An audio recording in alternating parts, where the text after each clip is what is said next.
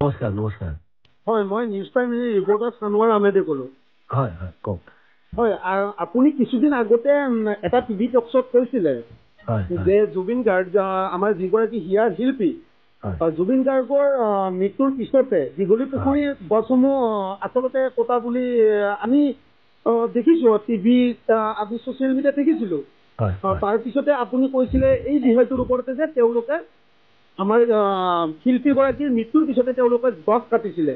হয় কিন্তু হয় আজি মই দেখিছোঁ হয় শ্ৰীমন্ত শেখৰ হয় লগতে আপোনাৰ পীযুষ হাজৰিকাই কৈছে যে হয় ৰবি শৰ্মাক কোনোবাই ভুল পথে পৰিচালিত কৰিছে নেকি, অ এনেকুৱা ধৰণৰ বক্তব্য আগবঢ়াইছে। কি ক'ব দাদা আপুনি এই ক্ষেত্ৰত?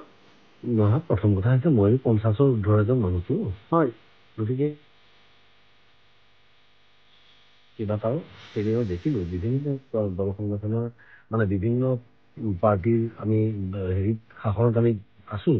হয় আমি কথা এটা কওঁতে মানে বস্তুবিলাক কেনেকুৱা আপুনি কেতিয়া গম পাব যে আপুনি ভুল কৰিছে? কাৰণ চাওক, মই এজন প্ৰকৃতি প্ৰেমী ময়ো। হয় আজি জুবিন গৈছে আমাৰ মাজৰ পৰা আঁতৰি, জুবিনৰ প্ৰতি আমি আবেগী হৈ আছোঁ আটাইবোৰ মানুহ। গতিকে হয় জুবিনে কোৱা কথাকেইটা যদি নামানে, যিকোনো মানুহ এজনৰ বেয়া লাগিব। এইটো ৰবি শৰ্মা নহয়, কোনোবা এজন অন্য ব্যক্তিও গাত লাগিব কথাষাৰ। আৰু ময়ো সেই কথাষাৰেই কৈছোঁ আৰু কমেই। হয় আজিতো কৈছোঁ আগলৈও ক'ম। যদি ভুল দেখোঁ সদায় কমেই। গতিকে আৰু জুবিন গাৰ্গ বোলে এতিয়া আমাৰ মাজৰ পৰা নাইকিয়া হৈ যোৱাৰ পাছতহে বোলে মই স্পষ্টকৈ কথা কোৱা আৰম্ভ কৰিছোঁ, তেনেকুৱাও নহয়। আপোনালোকে জানেই আগৰ হয় হয় হয় গতিকে তেওঁলোকে এই কথাটো মোক কোনোবাই ভুল দিশে পৰিচিত কৰাতকে আজি এইটো কথা তেওঁলোকৰ বিশ্লেষণ কৰিব লাগে যে তেওঁলোকক যিয়ে যেতিয়াই যি কথাই কয় তেওঁলোকৰ বিপক্ষে, তেওঁলোকে সদায় তৃতীয় পক্ষ, তেওঁলোকে সদায় আমাৰ অপজিশ্যনৰ হেৰিখিনি বিৰোধী দলৰ অমুকৰ প্ৰৰোচনাত হৈছে, হয় হয় অমুক এটা এজেণ্ডা লৈ কৰিছে, তমুকে এটা এজেণ্ডা। মইতো এক পইচা কামাই থকা নাই হয় পলিটিক্স কৰি আজিৰ তাৰিখত। না মই পলিটিক্স মোৰ ব্যৱসায়, না মোৰ কাম। মই এজন অভিনেতা হয়। মই কাম কৰোঁ আৰু মই মাননি লওঁ। তাৰ পাছতো অসমৰ ৰাইজে মোক মৰম কৰে, ভাল পায়।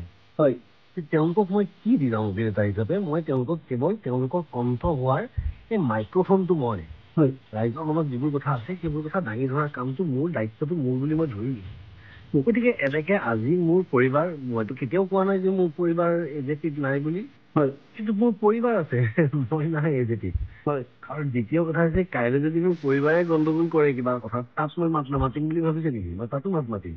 হয় হয় আৰু সেইটো কথাই তেওঁৰ লগত মোৰ প্ৰথমেই চুক্তি হৈছিল যে তেওঁ যেতিয়া এটা ৰাজনৈতিক দলৰ লগত নিজকে হেৰি কৰিব, তেতিয়া মই তেতিয়াই তেওঁলোকৰ লগত কথা আছিলে। গতিকে এতিয়া মোৰ যদি পৰিবাৰ নাথাকিল হয় এজেপিত, হয় ক'ৰবাত যদি মোৰ কোনোবা দূৰ সম্পৰ্কীয় মামা, খুৰা, পেহা এজন যদি ক'ৰবাত বেলেগ এখন দলত থাকিলে হয়, তেওঁলোকৰ বিৰোধী দলত, তেওঁলোকে সেইটো কথা ক'লে হয়। হয় গতিকে ৰাজনীতি আচলতে কোনে কৰিছে? তেওঁলোকে কৰিছিলে, মই কৰিছোঁ।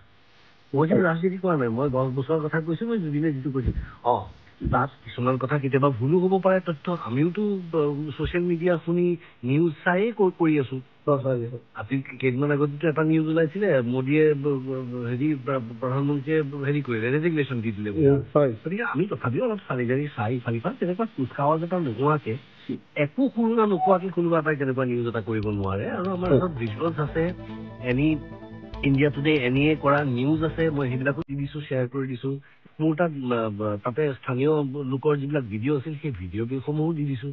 গতিকে আজি এগৰাকী মানুহে যদি আধা ৰাতি ঘৰৰ পৰা ওলাই আহি প্ৰতিবাদ সাব্যস্ত কৰিব পাৰে ৰাস্তাত, যে আমি যিটো কৰিছোঁ, যে আমি দেখিছোঁ, বেয়া লাগিছে, জুবিন দাই কেইদিনমান আগত আহি ইয়াতে কৈ গৈছিলে, আমি কান্দি আছোঁ জুবিনৰ কাৰণে, এতিয়া সেই গছ জেগাত য'ত জুবিন দা বহিছিলে তাতে থকা গছজোপা মানুহে উঠাই দিলে। হয় তেনেকে কোৱা মানুহগৰাকীক মই এগৰাকী প্ৰকৃতি প্ৰেমী বুলি ক'ম নে মিয়া বুলি ক'ম? হয় তাততো মিয়া বুলি আহিছে কথা হয় মোৰ তাত কমেণ্ট বিলাকত, যে এগৰাকী মিয়া হয়। এনেকুৱা কথা ক'ব নাপায়। গতিকে ৰাজনীতি আমি কৰা নাই। আমি যিটো অনুভৱ কৰিছোঁ, শুদ্ধ যিটো বুলি ভাবিছোঁ, সেইটোৱে কৰিছোঁ। হয় দাদা, আৰু আপোনাক এটা কথা সুধিব বিচাৰিছোঁ। হয় যিহেতু এতিয়া বৰ্তমান বিজেপি চৰকাৰ, হয় তেনেস্থলত জুবিন গাৰ্গৰ হত্যাৰ পিছতো তেওঁলোকে কৈছে যে আমি নিজে প্ৰতিবাদ কৰিম। আৰু তেওঁলোকে প্ৰথমে কৈছিলে যে আমিও জুবিন, সকলো জুবিন, এনেকুৱা ধৰণৰ কিছুমান কথা কৈছিলে। কিন্তু এতিয়া তেওঁলোকে ৰাজপথত ওলাই পেলাই তেওঁলোকে প্ৰতিবাদ কৰিবলৈ ওলাইছে। কি ক'ব এই সন্দৰ্ভত? নহয়, তেওঁলোকে এনেকুৱা কৰাটো কিয় কৰিছে, কি কথা ভাবি কৰিছে মই নাজানো। কিন্তু এজন সাধাৰণ নাগৰিক হিচাপে মোৰ মনত যিটো ভাৱ আহিছে, মই সেইটোহে কৈছোঁ, যে তেওঁলোকে যদি নিজে ৰাজপথত নামি আহিছে, তাৰমানে তেওঁলোকে নিজে নিজৰ কাম অসন্তুষ্ট নহয়। হয় হয় তেওঁলোকে নিজে নিজৰ কামটো সন্তুষ্ট নহয়, সেইকাৰণে ৰাজপথলৈ উলিয়াবলগীয়া হৈছে। নহলে আপুনি যদি মোক আপোনাৰ ঘৰলৈ যদি নিমন্ত্ৰণ কৰে, মই যদি আপোনাক কওঁ ৰ'ব মই ৰবি শৰ্মাৰ ওচৰত এখন হেৰি দিব লাগিব, এপ্লিকেশ্যন দিব লাগিব যে অমুকে মাতিছে তেওঁ তালৈ যাব লাগিব, তেনেকুৱা নিচিনা কথা নহ'ল জানো এইটো? হয় হয় হয়। সেইটো কথা। অৱশেষত আপোনাক আৰু এটা কথা সুধো, যিহেতু আমাৰ প্ৰাণৰ শিল্পীগৰাকী ইতিমধ্যে এমাহ হৈ গ'ল তেওঁ ঢুকুৱা, তেনেস্থলত আপুনি ন্যায়ৰ সন্দৰ্ভত কি ক'ব? ন্যায় সন্দৰ্ভত কি, আমি কোনো ধৰণৰ ইয়াতে ধেমাহি নোহোৱাকে যাতে সকলোৱে নিজৰ নিজৰ কৰ্তব্যখিনি কৰে সুন্দৰকে, আৰু ইয়াক এটা কাহিনী নবনাই এখন মানে স্ক্ৰিপ্ট নিলিখি পেলাই, হয়, পাণ্ডুলিপিৰ ৰূপ নিদি পেলাই যদি তাক সুন্দৰকে যদি তেওঁলোকে একদম ফেক্টছৰ ওপৰত বেছ কৰি যদি এটা ভাল তদন্ত হয়, য'ত অসমৰ ৰাইজ সন্তুষ্ট হয়, সেইটোৱে আমি বিচাৰিছো। কাৰণ আমি যিয়েই নহওক কিয় পৃথিৱীত কোনোবাক ফাঁচি দিলেও কোনোবাক কিবা কৰিলেও আমি কিন্তু জুবিনক উভতাই নাপাওঁ। আমাৰ যিটো ক্ষতি আচলতে ক্ষতি হলেই, কিন্তু এটা জাতি যেতিয়া ডিপ্ৰেশ্যনত যায় তেতিয়া সেই ডিপ্ৰেশ্যনটো নাইকিয়া কৰিবলৈ হলে সন্তুষ্ট হোৱাকৈ কিন্তু এটা বিচাৰ হ'ব লাগিব। সেই বিচাৰটো আজি ময়ো নাজানো, কাৰণ প্ৰথম কথাটো ইনভেষ্টিগেশ্যন কমপ্লিটেই হোৱা নাই। প্ৰথম দোষ বা অপৰাধ কি সেইটোৱে সাব্যস্ত হোৱা নাই, গতিকে দোষীক কি শাস্তি দিব মই আজিয়ে কেনেকে ক'ম। আৰু মই ইমান মোৰ বিচক্ষণতা নাই যে মই আগতীয়াকে এই কথা ক'ব পাৰিম, কাৰণ এইবিলাক দায়িত্ব দি থোৱা আছে অধিবক্তাসকলৰ হাতত, যিয়ে এই কেছটো খেলিব। আৰু তাৰ আগতে যিসকলে ইনভেষ্টিগেশ্যন কৰি আছে স্পেচিয়েল ইনভেষ্টিগেশ্যন টিমৰ, তেওঁলোকে কৰিব। গতিকে তেওঁলোকে নিজৰ কাম কৰক, আমি কেৱল চাম পাইছো নে নাই, যদি নাই পোৱা হুলস্থুল আকৌ কৰিম, আৰু যদি পাইছো তেতিয়াহ'লে সন্তুষ্ট হৈ বহি যাম।